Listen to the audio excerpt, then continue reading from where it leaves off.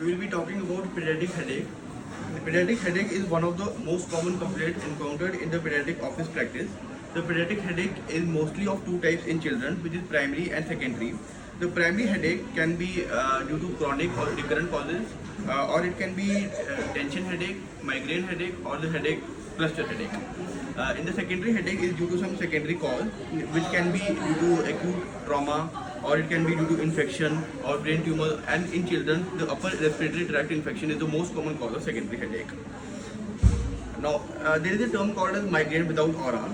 It needs at least 5 attacks fulfilling the criteria. Headaches lasting for 4 to 72 hours.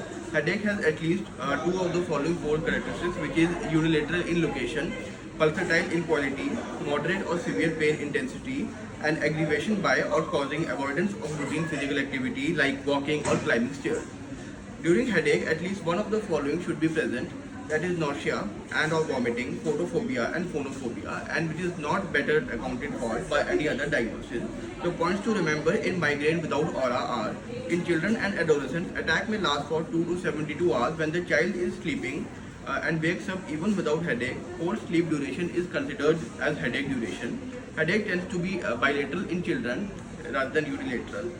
Now, we will be common causes of headache in office practice are migraine, tension type headache, functional headache, and secondary causes. Most common is upper respiratory tract infection and condition related to raised ICP. Now, what are the warning signs that are we have to look for in the child with headache? That is systemic signs and symptoms, neurological signs, sudden onset headache, occipital location, previous headache history with progressive nature, and age of onset less than 6 years. Investigations are not routinely indicated for the child with headache, but in cases we suspect some secondary cause, then investigations have to be done like CT brain, MRI brain, cerebral angiography, CSF examination, EEG, and myelography. Now, the treatment is we have to adopt a lifestyle modification, which is regular. Smart headache management has to be adopted, which is regular and sufficient sleep, regular and sufficient meals, avoidance of caffeine and good hydration, regular aerobic exercise, stress reduction and relaxation technique, and we have to avoid the sleep deprivation, fasting, and other identifiable triggers in children. Now, for the acute headache, the medicines that can be used are analgesics, PCM, ibuprofen, naproxen, and triptan can be used. Rizatriptan can be used in children older than 6 years of age, and almotriptan can be used in children more than 12 years of age, both of which are given orally. Complementary treatment can be used, relaxation techniques can be used, hypnosis can be done, acupuncture can be used, and massage therapy can be used.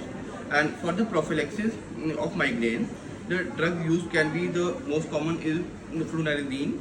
Propranolol can also be given, and anti-epileptics can be given if there are any accompanying seizures. And we advise the patient to wait for 8 to 12 weeks for the prophylactic drug to cause effect and not switch over to any other drug. And the propranolol is not good for asthmatic and competitive athlete.